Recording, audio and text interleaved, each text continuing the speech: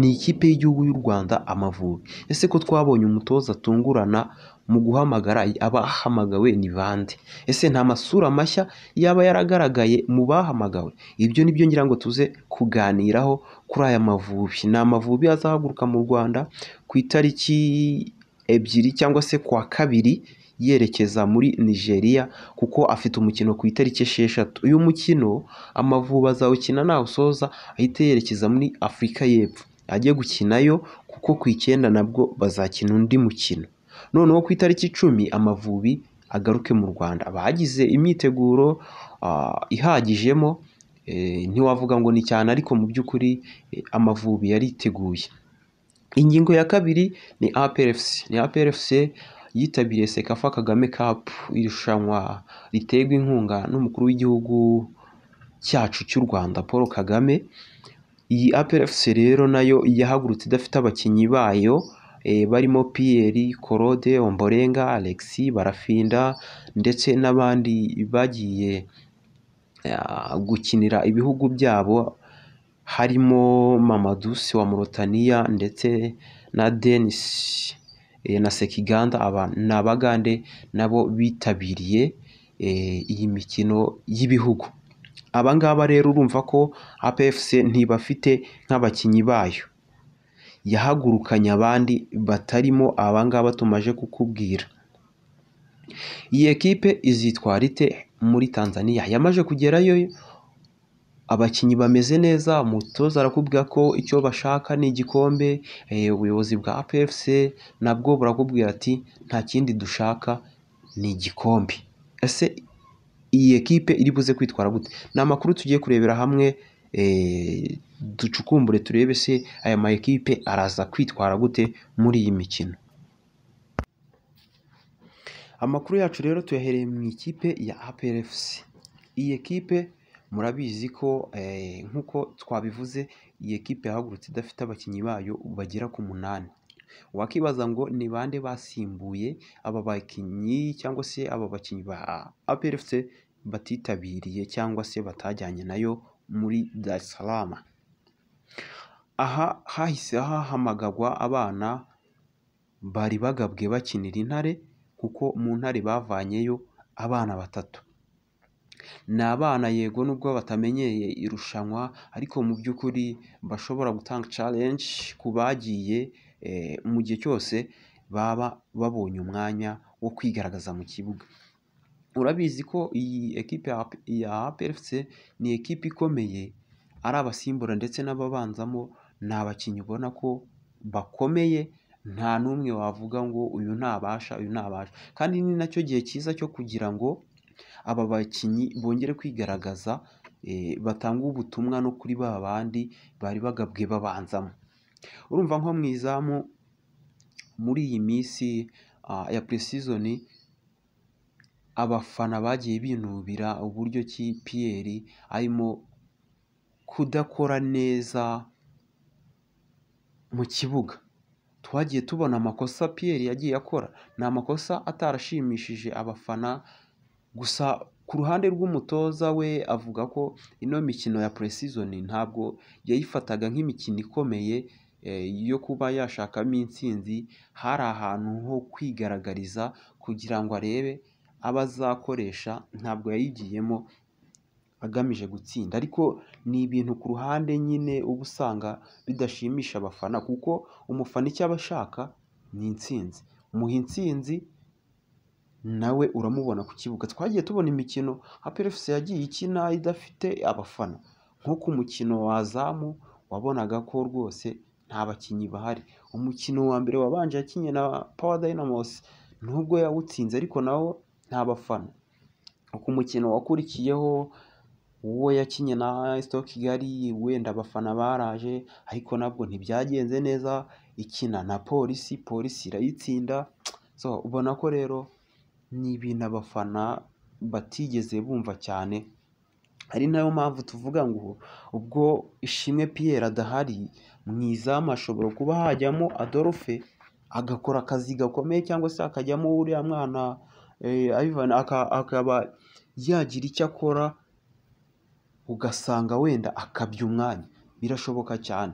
so bivuze ko rero aba bakinnyi bahamagawe byanga bikunze bashobora guhatana kandi bakagera kure, kuko APRFC ni ikipe ikomeye, nubwo idafite ba Denis cyangwa se ba Sekiganda, nawe ni umukinnyi wabonaga ko ntabwo yabanzagamo muri ekipe, hari abandi babanzagamo, twamubonye akora rimwe, ntabwo ngira ngo yakoze ku mukino bakinagamo n'Intare, ukibaza Sekiganda katamukoresha kandi ko ari umukinnyi uhamagagwa mu ikipe y'igihugu, why not watamuhamagara kugira ngo aze yigaragaze?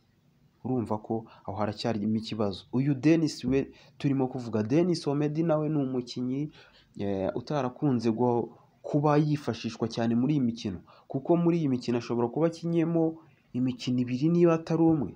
Urumva ko nawe haba hakirimo akantu nyine, sinzi ibyo umutoza ashaka, ubanza atarabibona muri aba basore. Mamadusi we, icyo twavuga kuri Mamadusi asa naho we yamaje kuba shushu wa APRFC kuko yigaruriye imitima yabo. Mamadusi ni umukinnyi mwiza uhamagawe muri Monotania, ubona ko ariko yanagize uruhare mu gufasha APRFC mu gutsinda ibitego, kuko muri iyi mikino yose imaje gukinwa Mamadusi ndatekereza ko amaje gutsindamo ibitego bigera kuri 6. Urumva performance y'umwana yo iri hejuru, wavuga ngo ku mwanya we niho hasa n'ahagiye icyuho, ariko ku mwanya we bafitemo William Togwi nawe nubwo tutagiye tumubona cyane yigaragaza, ariko nawe hari ukuntu yagiye atsindamo ibitego, nubwo atari byinshi, ni 2 cyangwa ni 1, ariko mu by'ukuri urumva ko ku mwanya we nta cyuho gihari cyane. Undi mukinnyi wenda iyi APR idafite ushobora kuba agira ibyo ahindura ariko nawe utaratanga akazoza keza ni Barafinda nawe ni umukinnyi mwiza ushobora kuza asimbuye, ukabona agize ikintu ahindura mu kibuga, uburyo yirukamo, uburyo acenga, ubona ko nyine ni umuntu uhindura ibintu byinshi cyane. Ariko nanone iyo ugiye kureba usanga urwo ruhande rudakwiye kugira ikibazo, kuko ushobora gufata uruhande rumwe ukarukinisha Kiwanuka kuko Kiwanuka arahari, urundi ukaruha Watara, hanyuma uyu nguyu Togwi ukamushyira kuri atake akataka, birashoboka cyane. Ubwo rero urumva ko kuri uru ruhande nanone naho ntabwo tuhafite ikibazo cyane. Urundi ruhande nanone rusa naho rwagira ikibazo ariko nanone kitari kinini ni kwa Ombolenga nawe ni umukinnyi mwiza, ariko uyu Ombolenga abonetse vuba nubwo yabanzagamo. Dufite uyu mwana Kagege ni umukinnyi mwiza twabonye muri shampiyona, watwaranye na APRFC igikombe. Ni umwana ushobora kuza agatanga challenge, ku buryo n'uyu Ombolenga ahubwo akwiye kurya ari menge, kuko uyu mwana yagaragaje urwego rwe, ni umukinnyi mwiza pe, ni umukinnyi wakabaye akoreshwa, kuko twabonye uburyo akina santereze, nawe ni umukinnyi mwiza. Ku izamu twari twahavuze nyine Pierre twari twamuvuzeho, so ndatekereza rero ari ibyo ngibyo kuri APRFC iri muri Tanzania. Ni ekipe mu by'ukuri mu mwanya irimo cyangwa se mu ma ekipe azahura ni APRFC, ntabwo ari ama ekipe twavuga ko akomeye cyane ku buryo itabona amanota. Twizeye ko iyi ekipe igomba kuba byibura igera finali, kandi birashoboka cyane.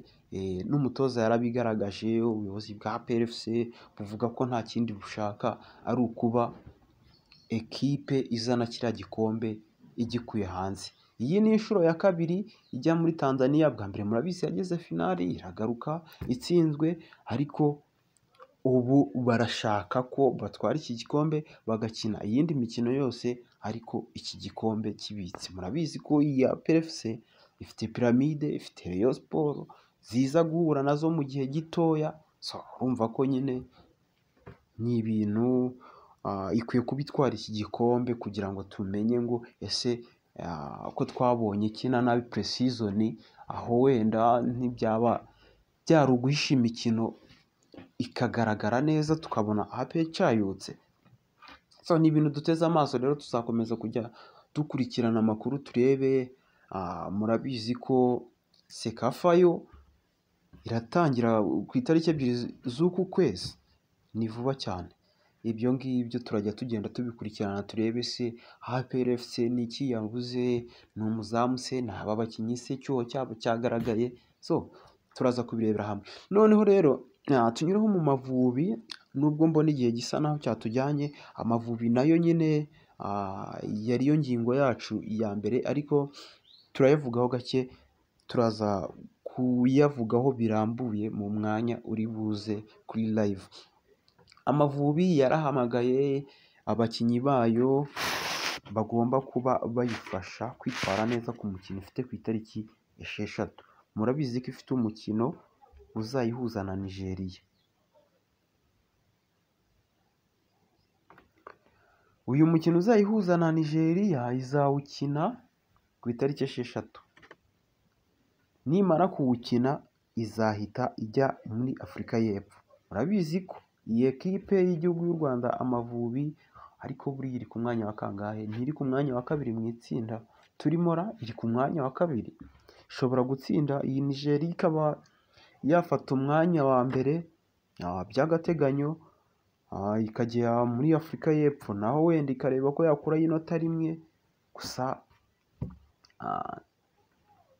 ni ibintu dutegereje kureba ko bishoboka, nubwo bisa naho bigoye, ariko nanone birashoboka. Icyizere kirahari ko dushobora kuba twafata umwanya wa mbere. Icyizere kirahari ko iyi Nigeria twayitsinda, imikino yose ibikinika. Aya Mavubi rero icyo nakubwira cyo nyine nuko yari yakiye undi musore mushyashya twari twakiriye mu Mavubi, bamwita Mukuju Christian. Uyu Mukuju rwose yakiniraga Elite Football, niyo yavuyemo, yaje kuba yifatanya na bagenzi be mu gushaka aya manota azaba hatanirwa ku itariki 6 z'ukwezi kwa 9 ndetse n'itariki 9 z'uku kwezi.